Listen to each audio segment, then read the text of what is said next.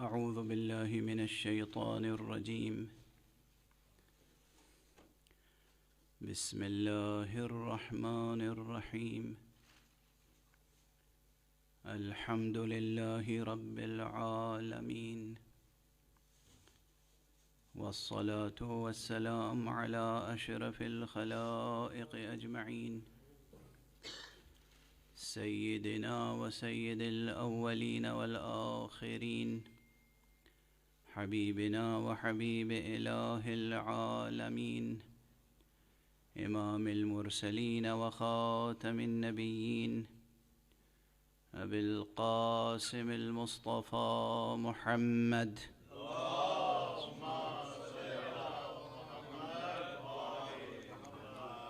وعلى أهل بيته الطيبين الطاهرين الهداة المهديين المعصومين المظلومين، واللعنة الدائمة على أعداء الحق والدين.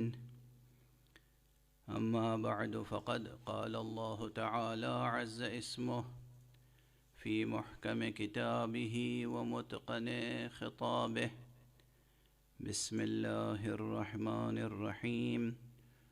قل لله المشرق والمغرب، يهدي من يشاء إلى صراط مستقيم. صدق الله العلي العظيم. اللهم صل على محمد وعلى محمد. ایک اور ذرا ہم آہنگ اور بلند صلوات.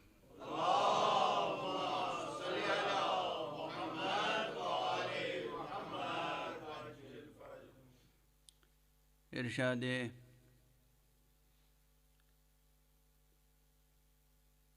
رب اکبر ہے کہ اے نبی فرما دیجئے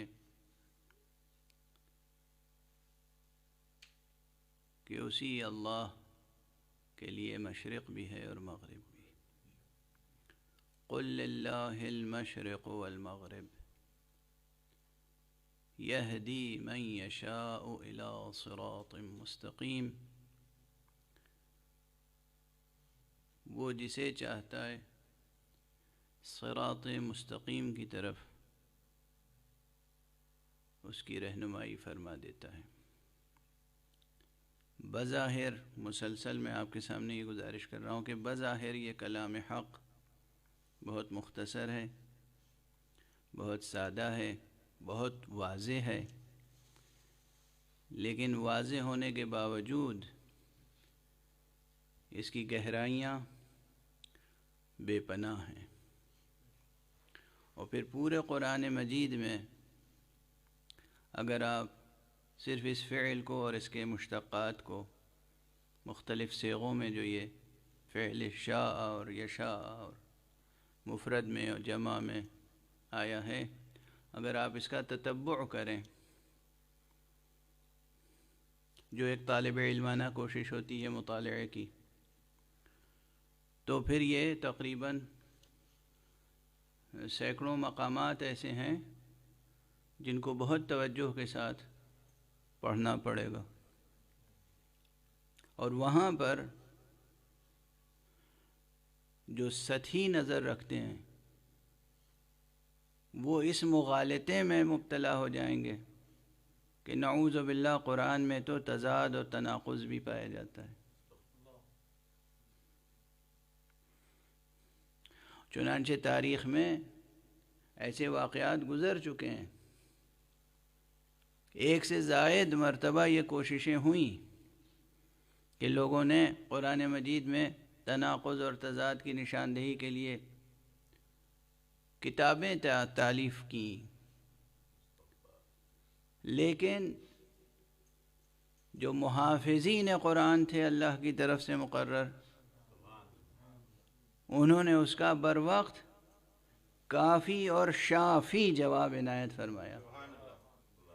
چنانچہ یہ بھی تاریخ کا ایک واقعہ ہے کہ اپنے وقت کے ایک بہت بڑے دانشور، بہت بڑے حکیم، فلسفی، اور اس زمانے میں جو حکیم و فلسفی یہ کلمہ آتا ہے نا، وہ دور ایسا تھا جب ایجوکیشن میں ہولسٹک اپروچ اپنی پوری معنویت کے ساتھ ہوتا تھا۔ آج کل کوئی یہ دعویٰ نہیں کر سکتا کہ اس وقت روئے زمین پر جتنے اقسام کے علوم و فنون ہیں میں سب پر ماہر ہوں، سب پر احاطہ رکھتا ہوں۔ کوئی نہیں کر سکتا، ناممکن ہے یہ، سوائے ذات معصوم کے۔ کوئی غیر معصوم، ایک عام انسان یہ دعویٰ نہیں کر سکتا۔ اتنا پھیل چکا ہے شجرہ مبارکہ علم۔ سائنس کی اتنی برانچز ہیں، ادبی علوم، فقہ کے اتنے شعبے ہیں کہ جہاں تک بات پہنچ چکی ہے، اب وہاں تک کوئی یہ دعویٰ کرے تنہا کہ میں تمام شعبوں اور تمام شاخوں اور تمام فروعات اور تمام مسائل پر مکمل احاطہ رکھتا ہوں، ممکن نہیں ہے۔ یہ دعویٰ اس کا درست نہیں ہوگا۔ لیکن اس زمانے میں گنے چنے علوم تھے، ہر علم میں مسائل کی تعداد بہت مختصر تھی،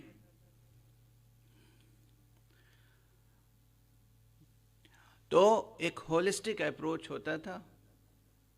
اپنے وقت کا سب سے بڑا عالم وہی کہلاتا تھا جو رائج اس دور کے تمام علوم میں دسترس رکھتا ہو یا احاطہ رکھتا ہو۔ تو حضرت امام ابو محمد حسن عسکری علیہ السلام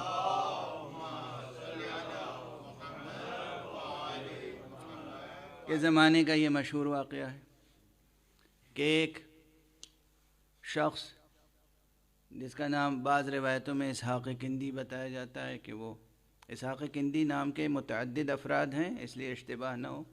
جو لوگ محققین ہیں وہ بہت توجہ سے تحقیق کریں فرد اور شخص کی تعیین میں۔ ایک سے زیادہ افراد گزرے ہیں اسحاق کندی۔ تو ایک شخص تھا کہ جس نے کتاب لکھنی شروع کی اس عنوان سے کہ قرآن مجید میں متناقض اور متضاد بیانات ہیں، کہیں کچھ ہے کہیں کچھ ہے، ایک آیت دوسری آیت سے ٹکراتی ہے، ایک مضمون دوسرے مضمون سے ٹکراتا ہے، اور اتنی ہیبت تھی اس کی معاشرے پر کہ کسی کی ہمت نہیں ہوتی تھی کہ جا کر اس سے مباحثہ کرے اور اس کا تخطئہ کرے، یہ کہے کہ آپ جو کچھ لکھ رہے ہیں یہ غلط ہے۔ تو حضرت امام حسن عسکری علیہ السلام نے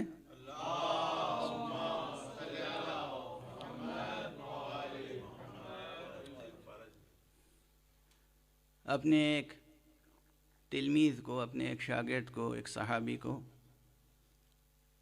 آمادہ کیا اور کہا کہ جا کے تم اس کے شاگردوں میں شامل ہو جاؤ اور اس کا اعتماد حاصل کر لو، اور جب اعتماد حاصل ہو جائے تو تنہائی میں کسی وقت اس سے کہو میں نے سنا ہے کہ آپ نے اس موضوع پہ کتاب تصنیف فرمائی ہے۔ کہا کہ وہ ظاہر ہے وہ کہیں گے کہ ہاں، اور پھر اس سے یہ کہہ دینا کہ کیا جس آیت کا جو مفہوم آپ نے سمجھا ہے قائل کا بھی یہی مفہوم ہوگا، یہی معنی مراد متکلم ہوں گے؟ بس اتنی سی بات کہہ دینا۔ دیکھیے کبھی کبھی بہت بڑی بڑی بحثوں کا جواب ایک چھوٹا سا فقرہ ہوتا ہے، یہ یاد رکھیے، مگر دانش مند کے لیے، ورنہ مرد ناداں پر کلام نرم و نازک بے اثر۔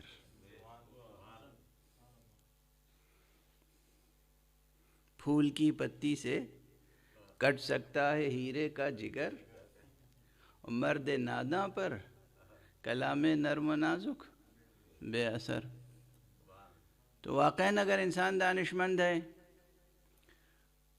اور اس کی وفاداری علم و دانش سے ہے، اس کی وفاداری عالم معنی سے ہے، تو اس پہ اثر کرتا ہے کلام۔ وہ شاگرد گیا اور اس نے اس کی خدمت کی، اس کا اعتماد حاصل کر لیا، اور یہی ہوا کہ ایک جملہ صرف کہا کہ کیا آپ نے آیتوں کے جو معنی سمجھے ہیں؟ کیا مراد متکلم بھی یہی ہے؟ اس کی کوئی ضمانت ہے؟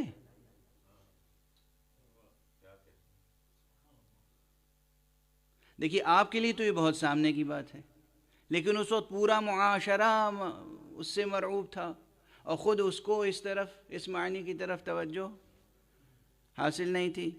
جیسے ہی یہ کہا وہ متنبہ اور متوجہ ہو گیا، اور میں یہ کہتا ہوں کہ یہ گویا انفاس قدسیہ معصوم کی تاثیر بھی تھی۔ اگر معصوم کا کلام دہن معصوم سے جن لفظوں میں نکلے انہی لفظوں میں منتقل کیا جائے تو اس کی تاثیر بے پناہ ہوتی ہے۔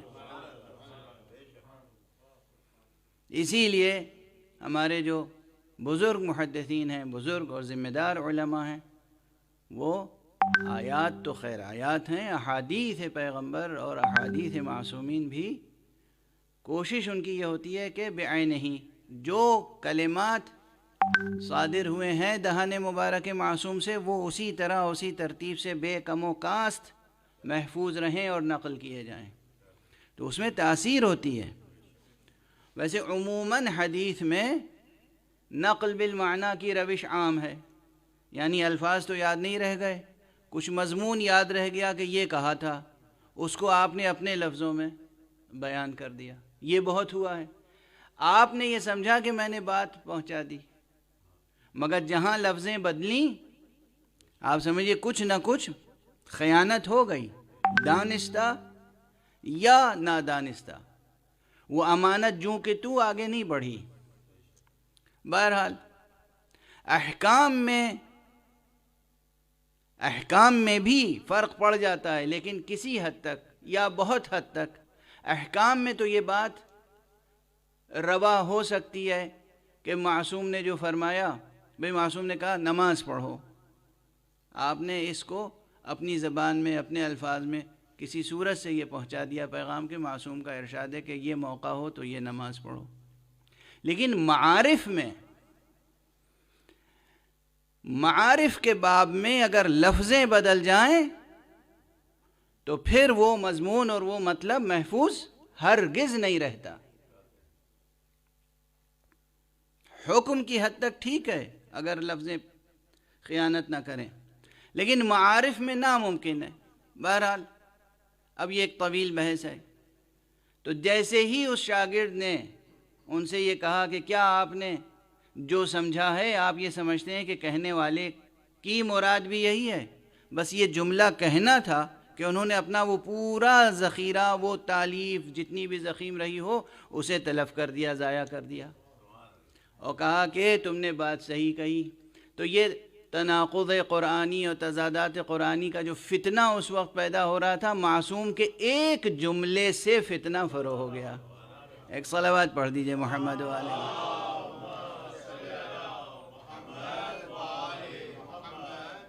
ایک اور ذرا بلندتر صلوات پڑھ دیجئے۔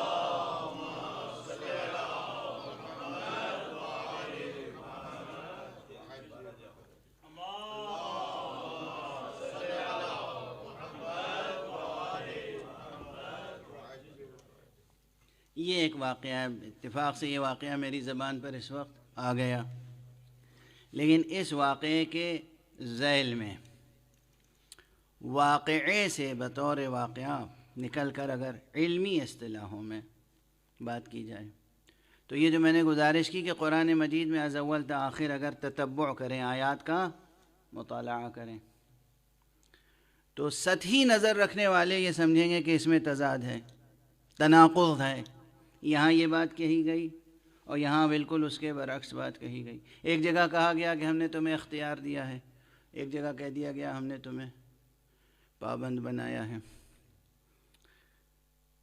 علمی حل کیا ہے اس کا؟ تو یہ توجہ ہے، بالکل پیور ایکیڈمک اور پیور خالص علمی بحث ہے، مگر ظاہر ہے کہ جہاں تک بات جا رہی ہے اس موضوع پر کام ہوا ہے، ایسا نہیں کہ نہیں ہوا ہے، لیکن بہت کم، ابھی بہت زیادہ، بہت تفصیل کے ساتھ اس کام کو کیا جانا باقی ہے۔ اور وہ یہ ہے کہ قرآن مجید میں ایک خاص صنعت سے کام لیا گیا ہے۔ یوں تو قرآن مجید میں صنعتیں بہت زیادہ ہیں. صنعت سے مراد کیا ہے آپ حضرات سمجھ رہے ہوں گے.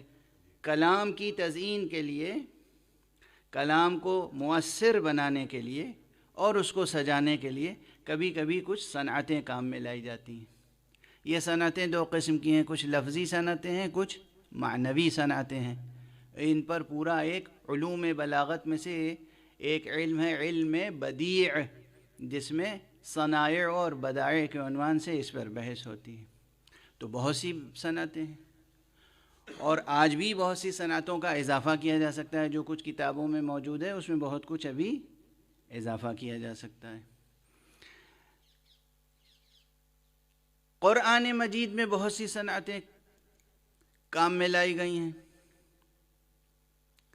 لیکن ایک صنعت، اب میں مثال دے دوں مثلا دو ایک صنعتوں کا، پھر بات آگے بڑھاؤں. کہ مثلا ایک صنعت یہ ہے جسے کہتے ہیں براعت استحلال. براعت استحلال کیا ہے؟ براعت استحلال یہ ہے کہ کوئی تحریر، چاہے نثر میں ہو یا شعر میں ہو یا کوئی تقریر، جب شروع کی جائے تو اس کا سرنامہ اور پہلا جملہ ایسا ہو کہ جو انسان کی پوری توجہ جذب کر لے. اتنا حسین ہو، اتنا سجا ہوا ہو، اتنا خوبصورت ہو، اور بس اتنا ہی نہیں ہے کہ توجہ جذب کر لے، بلکہ اس تحریر میں، اس کتاب میں، اس مقالے میں یا اس نظم میں یا اس تقریر میں جو کچھ بعد میں کہنا ہے اصل مطلب، اس کی طرف بھی لطیف سا اشارہ موجود ہو اسی پہلے جملے میں، کہ معلوم ہو کہ کیا کہا جانا ہے. مثلا قرآن مجید شروع ہوتا ہے بسم اللہ الرحمن الرحیم. اب یہ پہلا جملہ بتا دیتا ہے کہ اس پوری کتاب کا مضمون توحید الہی ہے. اللہ سے تعارف کرانا مقصود ہے بندوں کا، اور وہ بھی اس اللہ سے کہ جو رحمان ہے اور رحیم ہے. اس میں یہ بات بھی آ گئی کہ یہ کتاب جو تمہارے پاس آ رہی ہے یہ کتاب رحمت ہے، کتاب عذاب نہیں ہے. اور بہت سے مطالب اس میں اس پہلے ہی فقرے میں آ گئے. یعنی صرف تفسیر بسم اللہ اور حضرات نے بھی لکھی، اور اس فقیر نے بھی تفسیر بسم اللہ لکھنا شروع کی تو پوری ایک جلد ہو گئی ضخیم، ایک جلد مکمل صرف تفسیر بسم اللہ. تو بسم اللہ میں کتنے مطالب ہیں؟ یہ صنعت ہے، صنعت براعت استحلال. اس طرح سے آپ ایک صلوات پڑھیں، آپ آگے تشریف لائیں. اس طرح ادھر آ جائیں.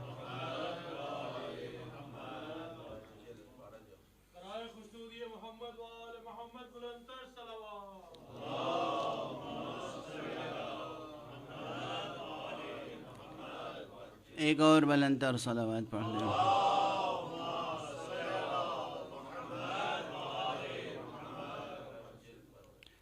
اب ایسے ہی برسبیل تذکرہ ایک مثال اور دے دوں کہ جس طرح آغاز میں، شروع میں صنعت براعت استحلال، اسی طرح حسن تخلص بھی ایک صنعت ہے. یعنی جہاں کلام ختم ہو رہا ہو وہ آخری جملہ یا آخری شعر، آخری مصرع ایسا ہو کہ جو ذہن اور دل میں جگہ بنا کے رہ جائے. قاری یا سامع جو پڑھنے والا ہے، جو سننے والا ہے، اس کے دل و دماغ پہ نقش ہو جائے. تو اگر پہلا جملہ بھی مؤثر ہے اور آخری جملہ بھی مؤثر ہے تو پھر متکلم کی محنت کبھی ضائع نہیں ہوگی، محفوظ رہے گی. اب یہ تمام صنعتیں قرآن مجید میں موجود ہیں. میں عرض کر رہا ہوں سینکڑوں ہیں صنعتیں، لیکن ایک صنعت بطور خاص استعمال ہوئی ہے قرآن مجید میں دوسری صنعتوں سے کہیں زیادہ، اور وہ ہے صنعت التفات. التفات یہ صنعت کیا ہے؟ بہت کم کام ہوا ہے اس پر، خاص طور سے قرآن مجید کے تعلق سے. مجھے تو بہت تلاش کرنے کے بعد ایک دو مقالے ملے اور ایک کتاب بس. مصر کے ایک بہت ہی اپنے میدان میں نامور محقق ہیں ڈاکٹر پروفیسر حسن طبل، جو عربی گرامر اور عربی نحو و صرف و علوم بلاغت میں اپنے وقت کے بہت ماہر اور محقق انسان ہیں، اچھے استاد بھی ہیں، اچھے مصنف بھی ہیں. ان کی کتاب ہے، اس کے علاوہ کوئی کتاب اس فن میں خصوصیت کے ساتھ نہیں ہے کہ قرآن مجید میں اسلوب التفات کہاں کہاں برتا گیا. ان کی محنت اپنی جگہ محفوظ، لیکن میں پھر بھی عرض کر رہا ہوں کہ ابھی بہت کام کرنا اس میں باقی ہے. لغوی اعتبار سے، ظاہری اعتبار سے ہماری زبان میں بھی اور عربی میں بھی اتفاق سے التفات کے معنی متحد ہیں. التفات کے معنی ہے کسی کی طرف توجہ کرنا.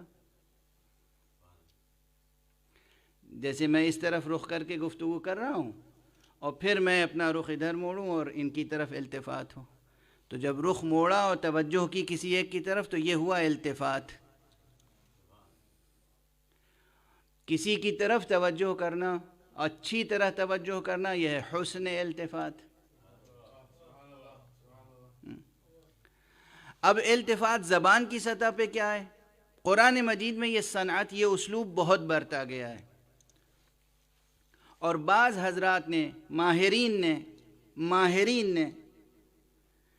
بعض ماہرین نے جو کلاسیکل ہیں، انہوں نے اپنی کتابوں میں صنعت التفات کی ڈیفینیشن یہ دی ہے، تعریف یہ دی ہے کہ نقل الکلام من حالت الی حالت اخری مطلقا. نقل کلام ایک حالت سے دوسری حالت کی طرف. نقل الکلام من حالت الی حالت اخری مطلقہ. اب یہ مطلقہ کس لیے آیا؟ اور یہ سب تو مکتبی بحث ہے، مدرسے کی بحث ہے. میں جو گزارش کر رہا ہوں وہ کیا، اس کی مثال دے دوں آپ کو. لوگ یہ دیکھتے ہیں کہ کلام میں پہلے ضمیر کیا آئی مثلاً، اور اس کے بعد ضمیر اس سے مختلف آئی، تو اگر ضمیر مختلف ہو گئی تو یہ التفات ہے. یعنی پہلے غائب کی ضمیر تھی، پھر حاضر کی ضمیر آ گئی، حاضر کی ضمیر تھی، پھر غائب کی ضمیر آ گئی. یا صیغوں میں التفات، واحد کا صیغہ تھا پھر جمع کا صیغہ آ گیا، جمع کا صیغہ تھا پھر واحد کا صیغہ آ گیا، تو بدل گیا نا. اب میں مثال عرض کروں، کسی سے کہوں تو کہہ کر گفتگو کروں، اور اس کے بعد ایک دم سے میں آپ کہہ کر گفتگو کروں، تو اگرچہ یہ کلام اگر ریکارڈ کر لیا گیا تو دو ہی احتمال ہیں، یا یہ سمجھے کوئی کہ انہیں گفتگو کی تمیز نہیں ہے، اور یا یہ سمجھے کہ بھئی لکھنے والے نے لکھ لیا ایک تسلسل سے، جب تو کہہ کر خطاب کیا تھا تو کسی اور سے خطاب کیا ہوگا، جب آپ کہہ کے خطاب کیا تو کسی اور سے خطاب کیا ہوگا. یقیناً وہ کوئی بچہ رہا ہوگا، یا کوئی غلام رہا ہوگا، نوکر رہا ہوگا، یا کوئی بہت ہی پیار سے خطاب کیا ہوگا. یہ جسے آپ کہہ کے خطاب کیا، یہ کوئی بڑا رہا ہوگا، بزرگ رہا ہوگا، محترم رہا ہوگا. بہرحال سیاق کلام میں ضمیریں اگر بدل جائیں یا صیغے بدل جائیں تو یہ تسلیم کرنا پڑے گا کہ روح سخن تبدیل ہو گیا.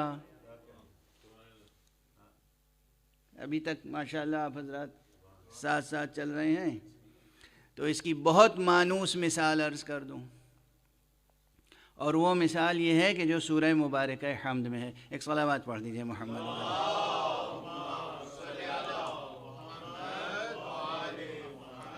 ایک اور صلوات پڑھنے محمد.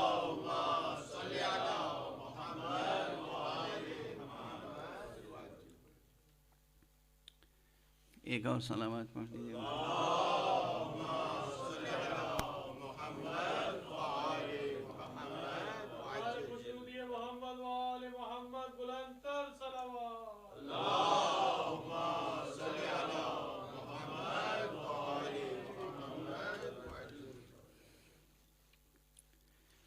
سورہ مبارکہ حمد آپ حضرات روزانہ نماز میں ماشاءاللہ تلاوت کرتے ہوں گے، اور رکعتوں کے علاوہ تلاوت کرتے ہوں گے.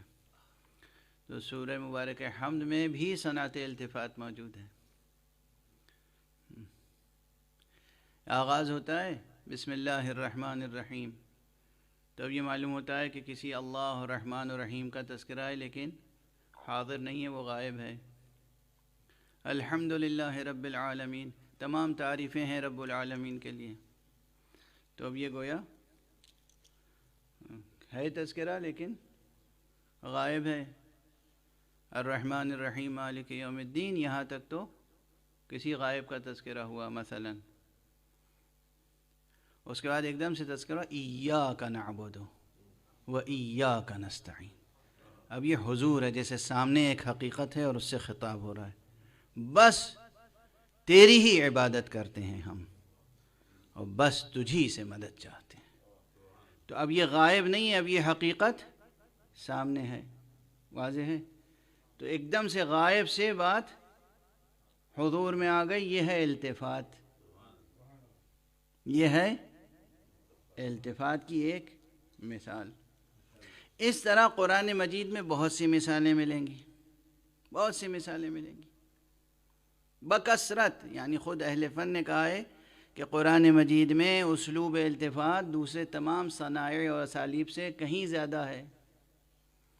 یہاں ایک راز بھی ہے، یہی سبب ہے کہ قرآن مجید الواح پر لکھی ہوئی کوئی عبارت نہیں ہے۔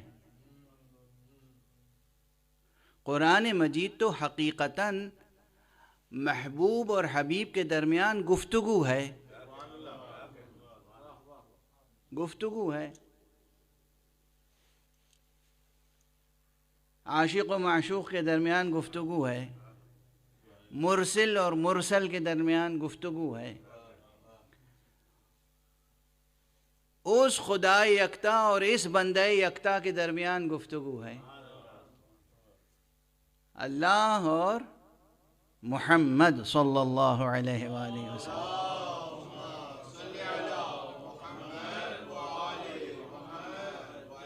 گفتگو ہے، اور گفتگو ایسی ہے جس میں حیات و کائنات کے تمام مسائل زیر بحث آئے ہیں۔ یہ جو حیات و کائنات کے تمام مسائل زیر بحث آئے ہیں، تو ایک تو ہے گفتگو لکھی ہوئی، نثر نہیں ہے، یہ آرٹیکولیٹڈ پروز نہیں ہے، اور یہ پوئٹری بھی نہیں ہے۔ تو عام پروز اور عام پوئٹری کے جو معیار ہیں، اس کے جو اصول ہیں، ضوابط ہیں، گرامر ہے، اس سے حل ہونے والی بات نہیں ہے یہاں، واضح ہے۔ اور آپ دیکھیں گے کہ اگر مجمع بیٹھا ہوا ہے اس وقت تو ایک خاص موضوع پہ ایک خاص نقطہ نظر سے میں گفتگو کر رہا ہوں، لیکن آپ تصور کیجئے کہ ایک مجلس ہو ایسی جس میں کہ سب سے خطاب کر رہا ہوں اور کرنے والا ایک شخص ہے، تو کبھی ان سے توجہ کر کے گفتگو کی، کبھی ان سے توجہ کر کے گفتگو کی، کبھی ان سے۔ اگر بیچ میں ایک پردہ پڑا ہوا ہو، پردے کے ادھر سے جو گفتگو سن رہا ہے وہ آسانی سے یہ تمیز نہیں کر سکتا کہ کس وقت کون سا خطاب کس سے کیا گیا۔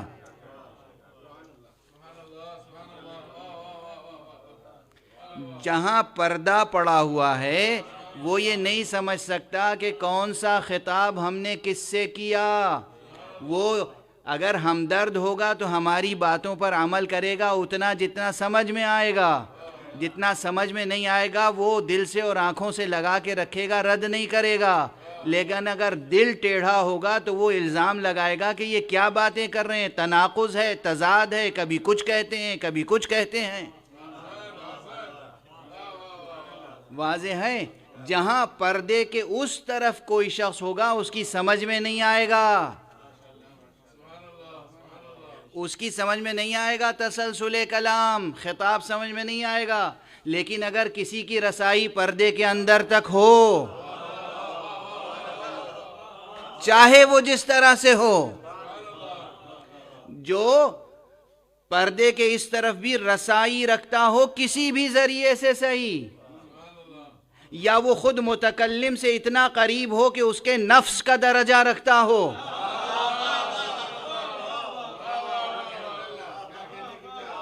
میں گفتگو کر رہا ہوں نا، تو کوئی پردے کے ادھر بھی ہو لیکن وہ آ کر پھر مجھ سے براہ راست مطلب دریافت کر لے کہ آپ کے کہنے کا مقصد یہ تھا، کبھی آپ نے یہ کہا، کبھی آپ نے یہ کہا، تو وہ اور میں اسے سمجھا دوں کہ بھئی یہ کلام تو جناب مولانا عدنان سے خطاب تھا، اور یہ جو گفتگو کی یہ جناب مولانا علی عباس صاحب سے خطاب تھا، یہ جو گفتگو تھی وہ جناب ظفر صاحب سے تھی۔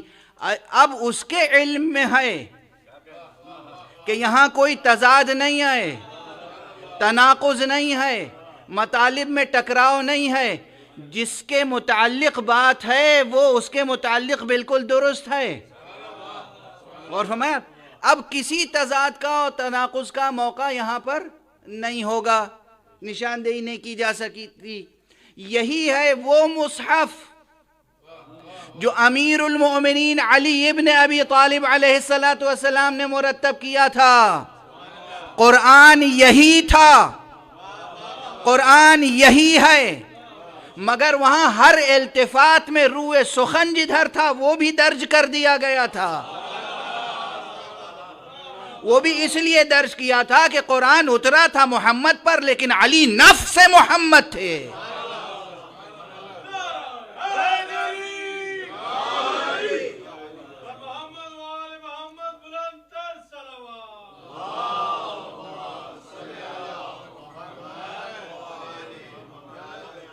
علی نفس محمد ہیں، اور نفس محمد ہونے کے ساتھ ساتھ یعنی کلام حق کا اتر رہا ہے کس پر؟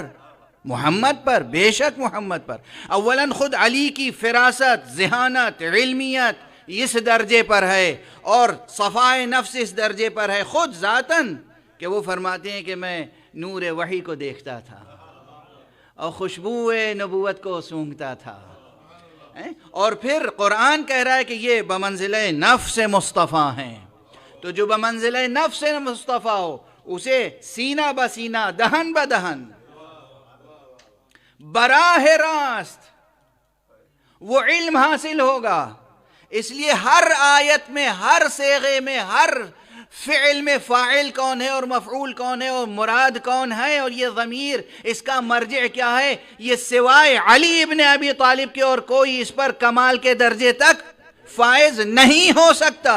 اس لیے جتنے التفات کے مواقع ہیں وہ بس یہ بتائے گا جسے قدرت کا حسن التفات حاصل ہے۔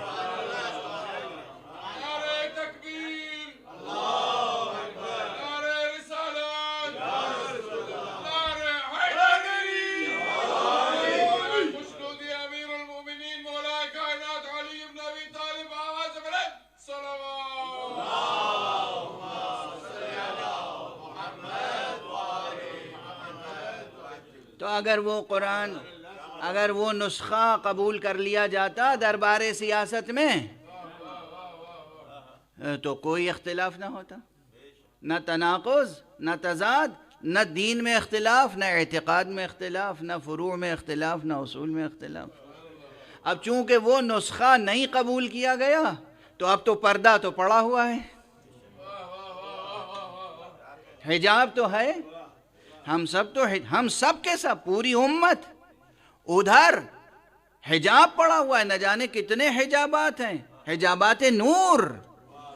تو ہمیں تو نہیں معلوم کہ عاشق و معشوق کے درمیان، مرسل اور مرسل کے درمیان کیا کیا گفتگو ہوئی اور کب روح سخن کس کی طرف تھا، ہمیں تو نہیں معلوم۔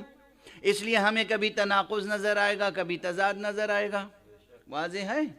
یقین فرمائیے کہ امیر المؤمنین علی ابن ابی طالب علیہ السلام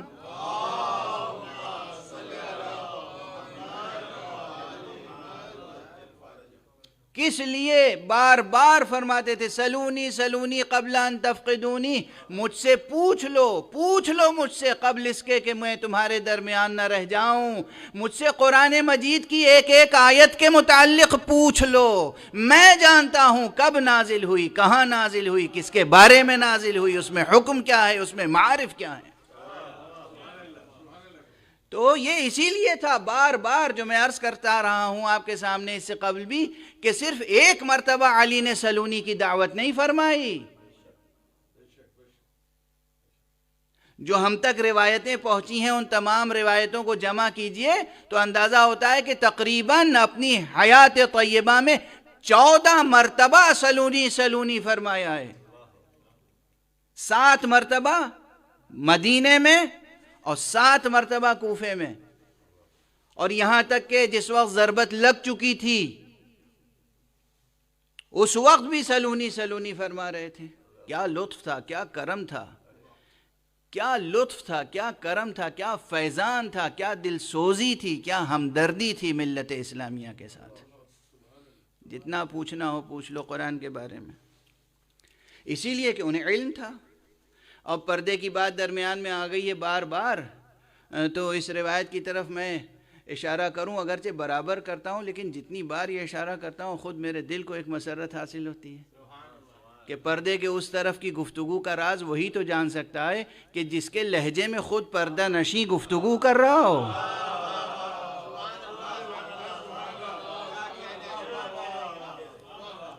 اس سے بڑھ کر کون جانتا ہوگا؟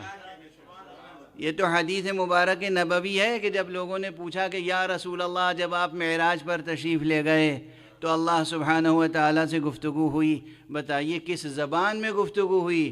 تو فرمایا ہے کہ خاطبنی ربی بلغت علی ابن ابی طالب، میرے رب نے مجھ سے گفتگو کی ہے علی ابن ابی طالب کی زبان میں۔ ایک صلوات پڑھ دیجئے محمد و آل محمد۔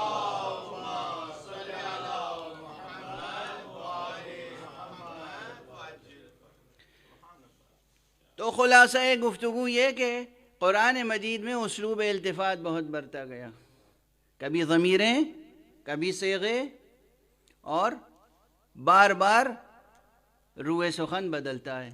لیکن یہ جو روئے سخن بدلتا ہے، اگر اس کو نہ سمجھے کوئی تو سمجھے گا تناقض ہے، اور سمجھ لے گا تو پھر تناقض نہیں ہے۔ اب یہ جو بات کہی گئی قرآن مجید میں مشیت کے تعلق سے، ایک مشیت رب ہے اور ایک انسان کا ارادہ ہے، لیکن قرآن مجید میں دو مقامات پر تو بہت واضح طریقے سے کہا گیا، اور باقی بھی اس کے علاوہ مقامات ہیں۔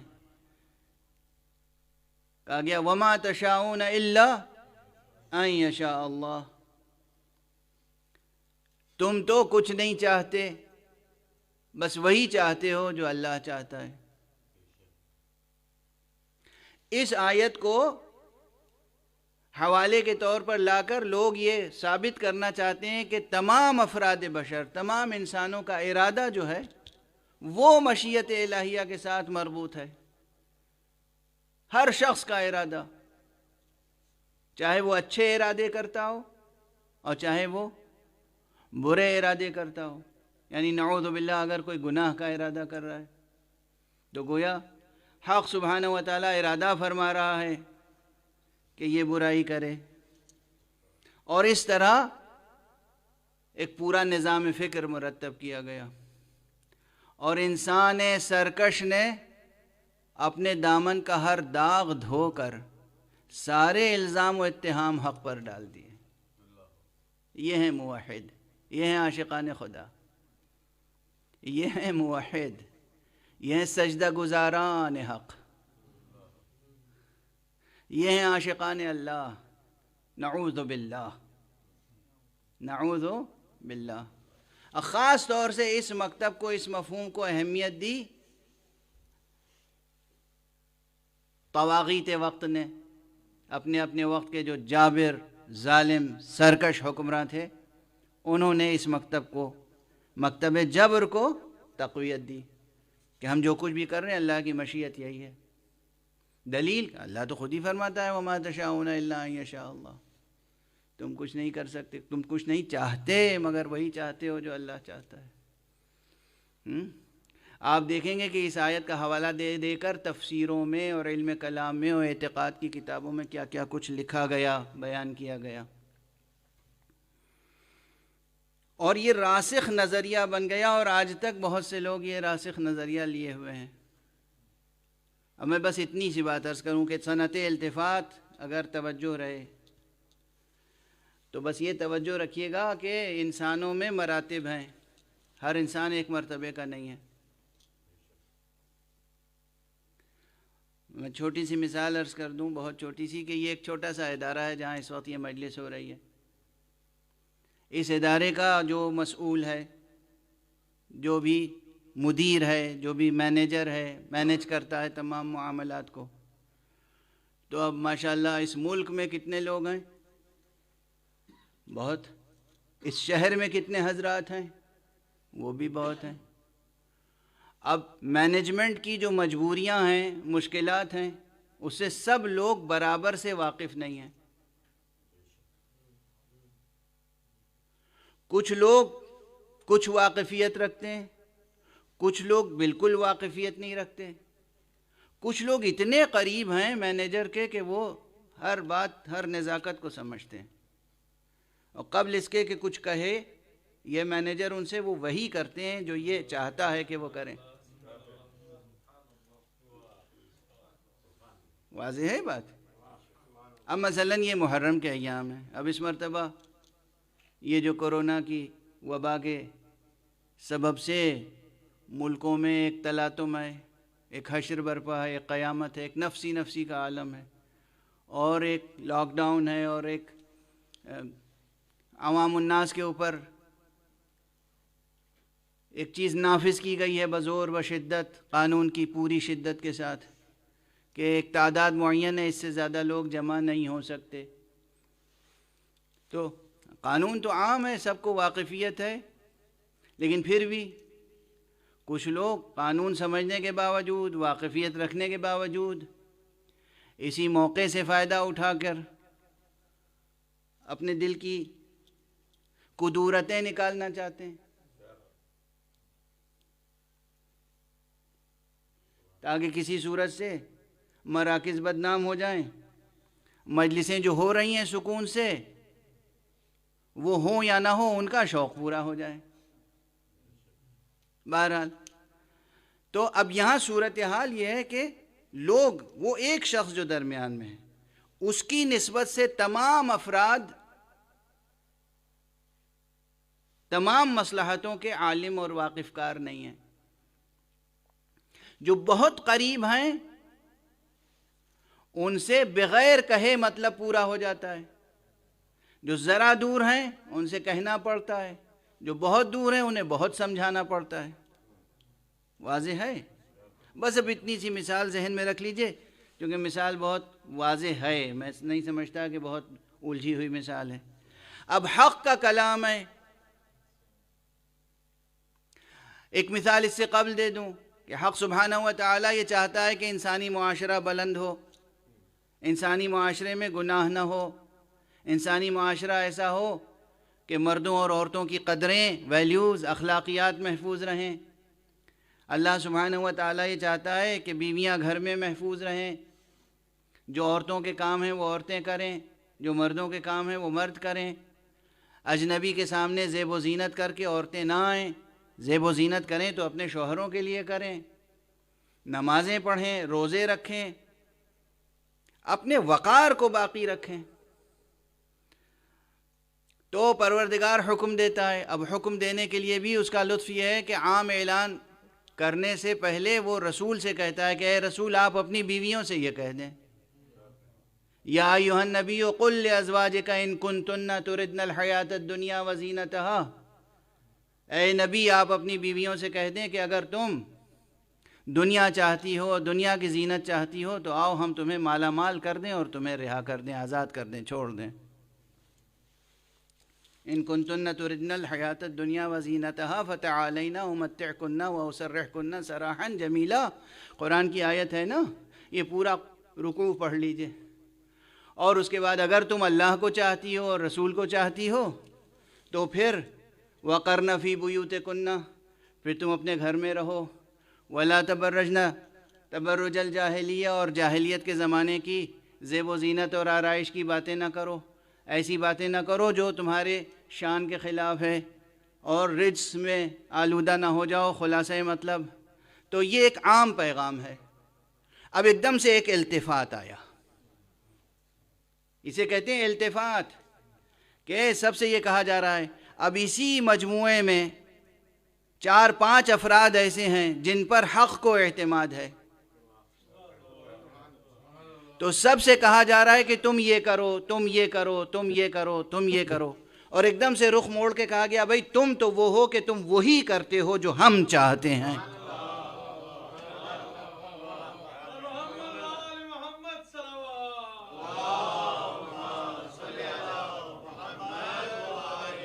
تم سے کچھ کہنے کی ضرورت نہیں، تو سب کو حکم دیا جا رہا ہے تم یہ کرو، تم یہ کرو، تم یہ کرو، ایک لسٹ ہے پوری، اور ایک مجموعے کے لیے یہ التفات ہے، واضح التفات ہے کہ، اور یعنی اور سے کہا جا رہا ہے تم کرو، اور یہاں التفات یہ ہے ایک مخصوص دائرے کے لیے کہ انما یرید اللہ لیذھب عنکم الرجس اہل البیت ویطہرکم تطہیرا. وہاں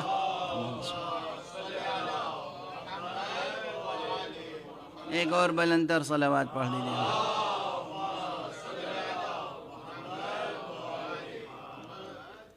یعنی وہاں کیا کہا گیا؟ یا ایھا النبیو قل لازواجک ان کنتن تردن، اسی لفظ ارادہ تردن، اگر آپ یہ چاہتی ہیں تو ایسا کریں، آپ یہ چاہتی ہیں تو ایسا کریں، آپ یہ چاہتی ہیں تو ایسا کریں. اور یہاں جب التفات کسی دوسری طرف ہوا تو یہ کہا گیا انما یرید اللہ، بس اللہ یہ چاہتا ہے. آپ جو چاہتے ہیں تو آپ کے لیے احکام دیے گئے، اور ان کی ذمہ داری خود حق نے لی. یہ صنعت التفات کی ایک خاص مثال ہے، بڑی مثال ہے، یہ ایک بڑی مثال ہے. اور مفہوم کے اعتبار سے جو مثال ہے عملاً نظر آتی ہے کہ جن کی ذمہ داری اللہ نے لی تھی ان سے کبھی کوئی ایسا عمل صادر نہیں ہوا جس پہ اعتراض کیا جا سکے، اور جن کو پابند کیا گیا تھا ان سے ایسے ایسے اعمال ظاہر ہوئے کہ توبہ کرنی پڑی، اور یہ بھی معلوم نہیں کہ توبہ قبول ہوئی یا نہیں ہوئی. صلوات پڑھ دیں محمد و آل محمد.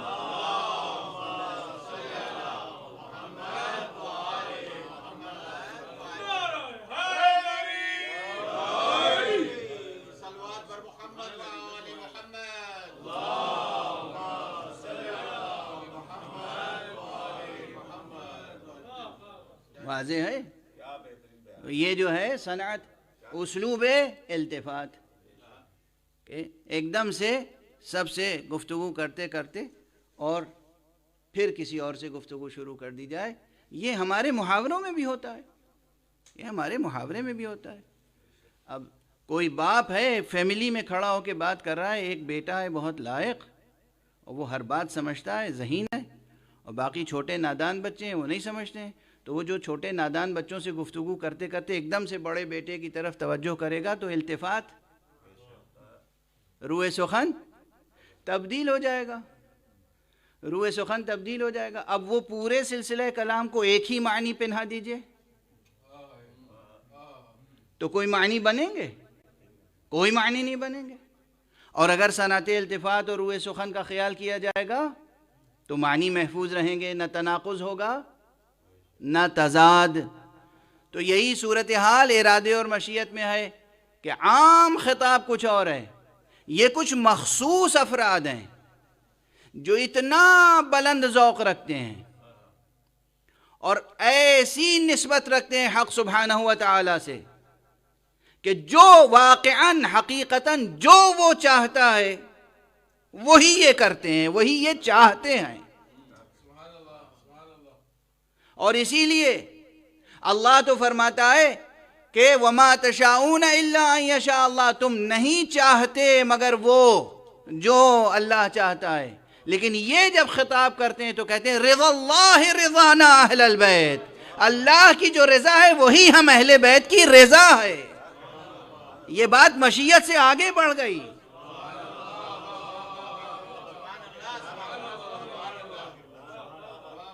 یہ بات مشیت سے آگے بڑھ گئی، اس لیے کہ مشیت کے دائرے میں بعض وہ باتیں بھی ہیں کہ اللہ کی مشیت میں ہوتی ہے وہ بات، لیکن اللہ اس بات سے راضی نہیں ہوتا. اس کے معنی یہ ہیں کہ یہ اس مشیت پر عمل پیرا ہیں جہاں مشیت اور رضا متحد ہے. اس مشیت کا ان سے کوئی تعلق نہیں ہے جہاں مشیت ہے رضا نہیں ہے. مثلا یہی واقعہ کربلا، اگر آقا امام حسین علیہ السلام اپنی قوت روحانیہ اور قوت اعجاز سے کام لیتے اور بالکل دوسرے انداز سے عمل فرماتے، یعنی تہو بالا کر دیتے زمین و آسمان کو، فتح یاب ہوتے، کوفے سے لے کر شام تک فتح کر لیتے، تسخیر کر لیتے، انداز مختلف ہوتا. مجھے نہیں معلوم کہ حق کی رضا شامل ہوتی یا نہیں. دست ادب جوڑ کے عرض کر رہا ہوں. لیکن خود کو قربان کر کے اللہ کے اقتدار کو پاک دلوں پر قیامت تک کے لیے قائم کر گئے. اب اس عمل حسینی میں مشیت الہیہ بھی شامل ہے، رضا الہی بھی شامل ہے. یہ ہے، اس لیے فرماتے ہیں کہ رضا اللہ رضانا اہل البیت.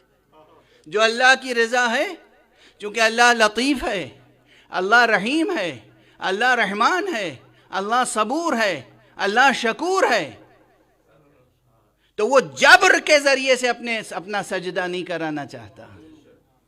وہ نہیں چاہتا کہ حسین تلوار چلائیں اور پوری دنیا کو بزور تلوار مسخر کر کے ان سے کلمہ لا الہ الا اللہ پڑھوائیں.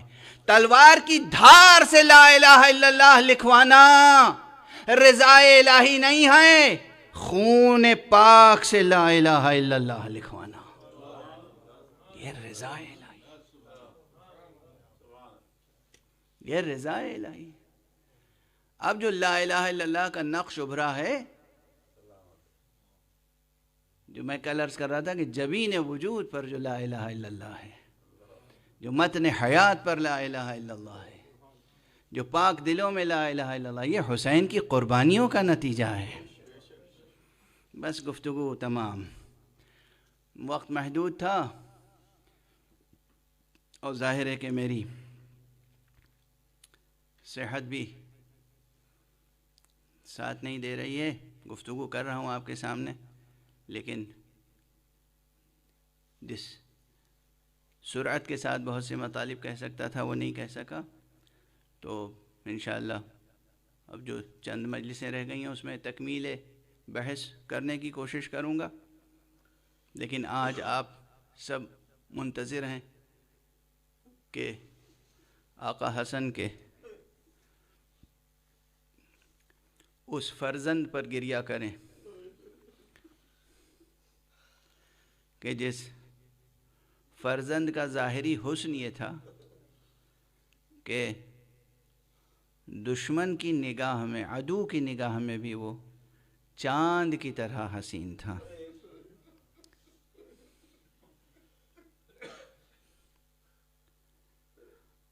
یہ ہے وہ مشیت اور رضا کی منزل. مشیت حق میں ہے کہ حسین ذبح ہو جائیں، حسین کے گود کے پالے قربان ہو جائیں، حسین کی نگاہوں کے سامنے حسین کے دل کے ٹکڑے پامال ہو جائیں. یہ مشیت ہے، یہ رضا ہے. اس میں رضا الہی ہے، اور رضا الہی ہے تو بس حسین بھی راضی برضا رب ہیں.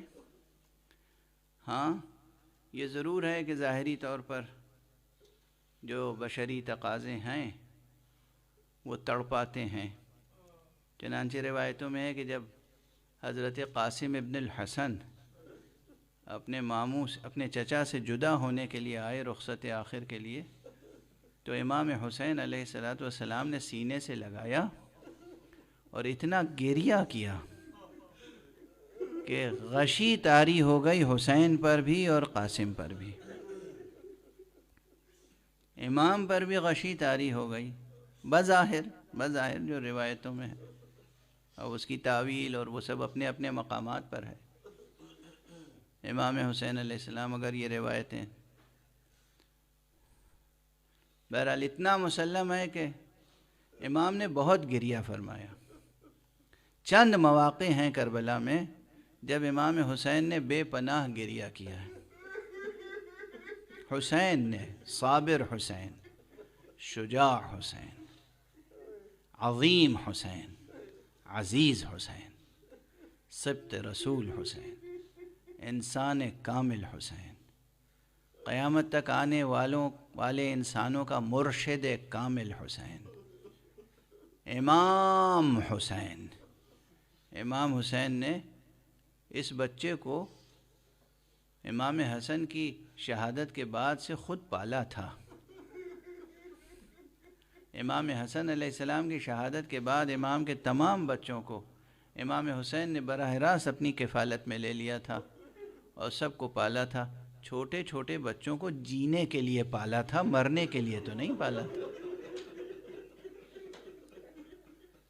حسین نے ان بچوں کو جینے کے لیے پالا تھا، مرنے کے لیے تو نہیں پالا تھا۔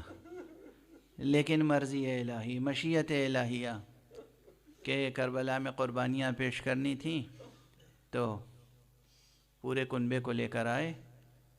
تاریخوں کا جائزہ لیں تو اندازہ ہوتا ہے کہ امام حسن علیہ السلام کے 4 بیٹے کربلا میں شہید ہوئے ہیں، لیکن ان 4 بیٹوں میں عبداللہ اکبر ہیں، عبداللہ اصغر ہیں، اور حضرت عمرو ابن حسن ہیں، اور حضرت قاسم ابن حسن ہیں۔ مگر ان 4 بچوں میں، اس پورے مجموعے میں، قاسم کی دلاویزی الگ ہی شان رکھتی تھی۔ قاسم کا ایک چھوٹا بھائی ہے، قاسم سے بھی چھوٹا ہے، عبداللہ، یعنی قاسم کی عمر 13 ساڑھے 13 برس کی ہے، تو عبداللہ کی عمر تقریباً 11 ساڑھے 11 برس کی ہے۔ یہ بچہ بھی المناک شہادت ہے، کم پڑھتے ہیں لوگ منبر پر، لیکن المناک شہادت ہے۔ امام حسن کا یہ بچہ اس وقت شہید ہوا ہے جب اصغر بھی شہید ہو چکے تھے۔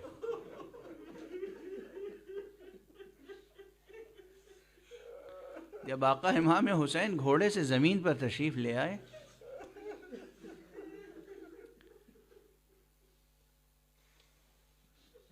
تو یہ بچہ خیمے سے نکلا اور بے تابانہ دوڑتا ہوا آگے بڑھا۔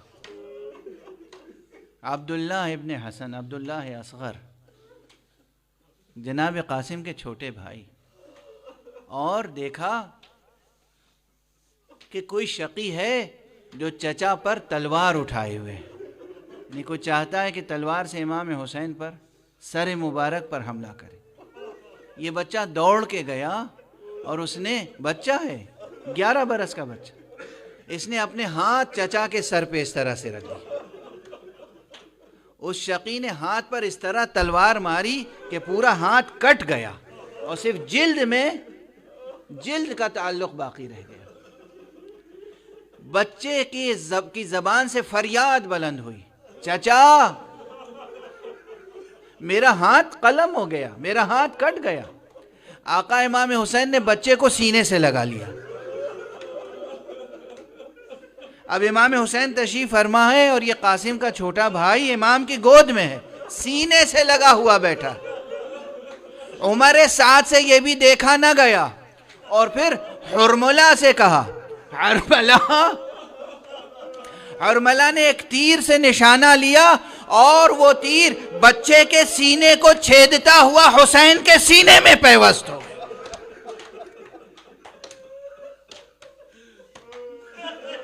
کیا کیا قربانیاں ہیں کربلا کی، میں نے کوئی مبالغہ نہیں کیا ہے۔ سادہ سی لفظوں میں نے تاریخ کے بیان کو نقل کر دیا آپ کے سامنے۔ وہ بچہ حسین کے آغوش میں شہید ہو گیا۔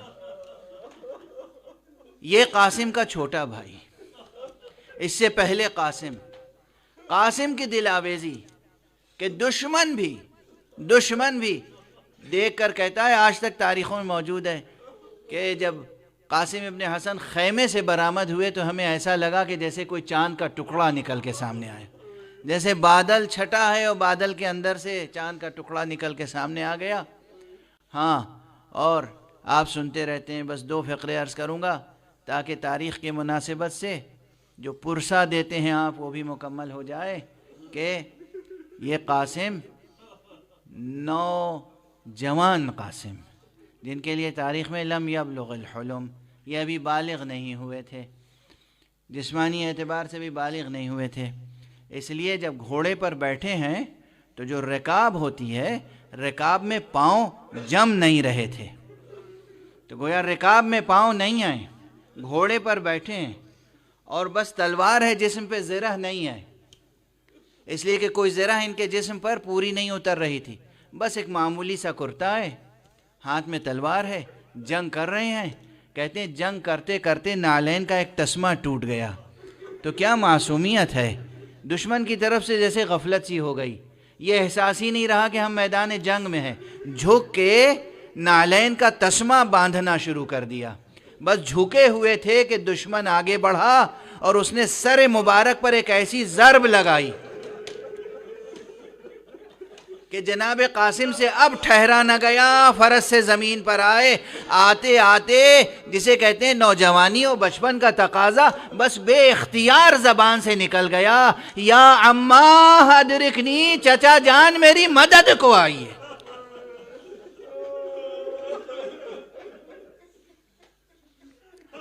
آقا حسین تشریف لائے، اور جب تشریف لائے تو دیکھا کہ کوئی شقی ہے جو قاسم کا سر قلم کرنا چاہتا ہے۔ آقا نے اس پر حملہ کیا۔ آپ حضرات مسلسل خطبہ سے سنتے رہتے ہیں، آقا نے چاہا کہ اس کو قتل کر دیں، جو قتل جناب قاسم کا ارادہ رکھتا تھا اس نے فرار کیا۔ آپ نے جب اس کو قتل کرنا چاہا اور اس کو بچانے کے لیے دشمن فوجیں آ گئیں تو پھر فوجوں کے دستے ادھر سے ادھر اور ادھر سے ادھر، اور درمیان میں جناب قاسم خاک کربلا پر ایڑیاں رگڑ رہے تھے، اور جب سینے پہ گھوڑوں کی ٹاپیں پڑتی تھیں تو پھر کراہتے تھے، فریاد کرتے تھے، امو جان میری مدد کیجئے، امو جان میری مدد کیجئے۔ جب غبار چھٹا اور امام پہنچے تو دیکھا قاسم کے لاشے کے ٹکڑے ٹکڑے ہو چکے ہیں، ردا اتاری، ٹکڑے جمع کیے، اور اب جب خیمے میں آئے تو گویا میں یہی کہہ سکتا ہوں کہ ایک چاند کے کئی ٹکڑے ہو چکے تھے اور ہر ٹکڑا لہو میں ڈوبا ہوا تھا۔ انا للہ و انا الیہ راجعون، رضا بقضائہ و تسلیما لامرہ۔ پروردگار ہمیں علوم قرآن اور معارف اہل بیت سے آشنا فرما۔ معبود پروردگار، اس کرۂ ارضی کو ایسا پاک و پاکیزہ کر دے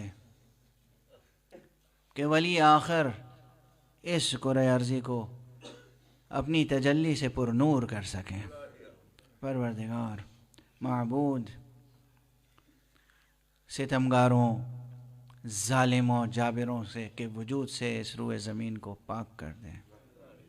پروردگار، جو دنیا میں سرکش حکمراں سرکشی کر رہے ہیں اور انسانیت کے خلاف جرائم کر رہے ہیں، ان کے سایہ نحس کو کوتاہ فرما۔ پروردگار، جو دنیا میں امن اور عافیت اور عدل کوشی اور انصاف پروری کر رہے ہیں، ان کی حفاظت فرما۔ پروردگار معبود، ہماری عزاداریوں کو قبول فرما۔ معبود، عزاداروں کے بہتے ہوئے آنسوؤں سے اس فضا کو معطر اور پاک کر دے۔ پروردگار، ہماری عزاداری قبول فرما، ہمارے آنسو زخم دل زہرا کا مرہم بن جائیں۔ پروردگار معبود، اپنے ولی آخر کو اذن ظہور عطا فرما اور ان کے ہاتھوں سے اپنی رحمت و رافت و عدالت کا پرچم لہرا دے۔ ماتم حسین۔